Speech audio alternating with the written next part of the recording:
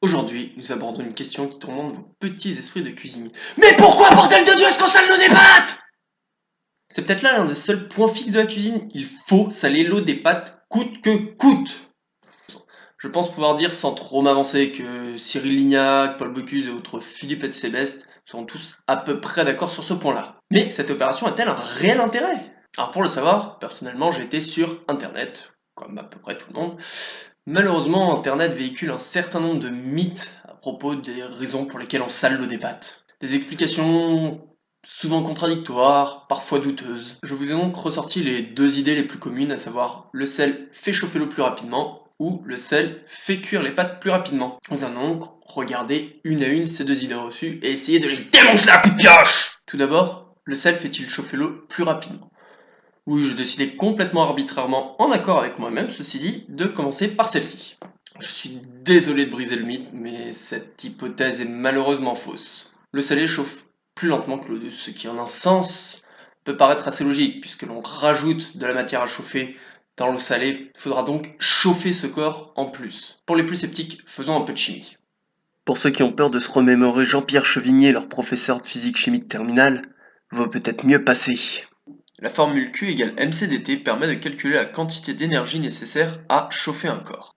Pour bien poser les bases, nous avons Q, la quantité d'énergie à fournir au système pour obtenir une augmentation de température de dt.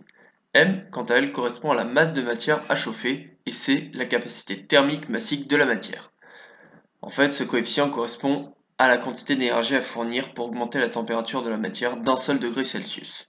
Pour faire que des pâtes, de quoi avons-nous besoin? Évidemment d'un sachet de pâtes, mais ça, on s'en fout pour le moment.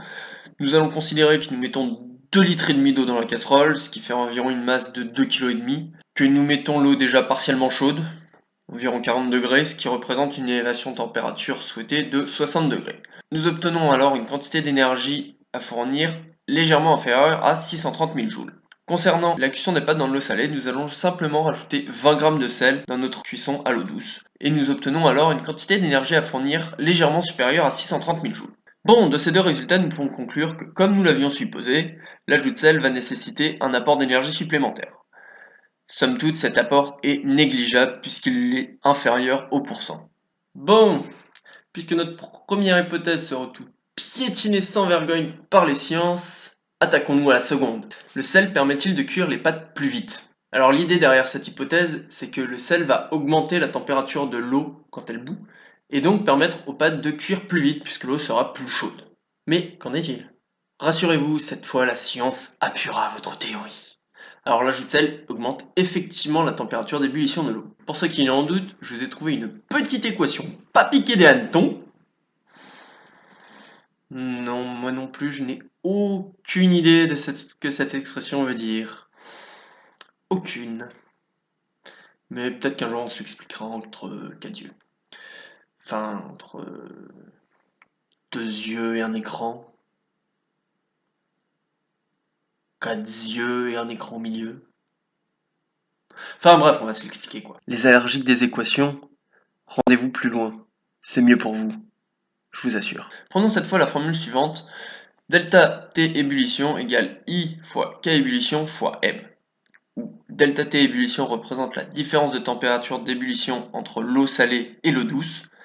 I est le coefficient de Van 't Hoff et K est une constante d'élévation de la température d'ébullition avec M la molalité. Molalité, mais qu'est-ce que c'est que ce mot barbare? Bon, en fait, la molalité désigne la quantité de matière, exprimée en mol, de solidité, ici le sel, par kilo de solvant, ici l'eau.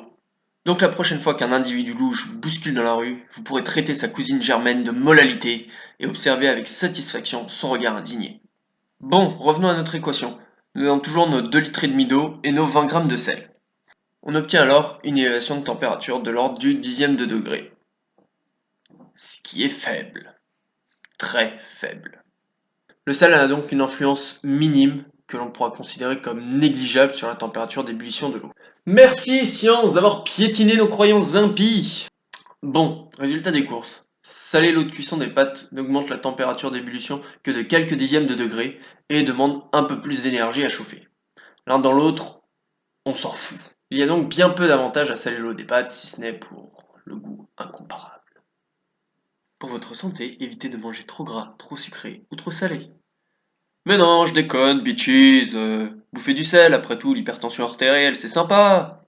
Merci à tous d'avoir suivi cette chronique culinaire et à bientôt!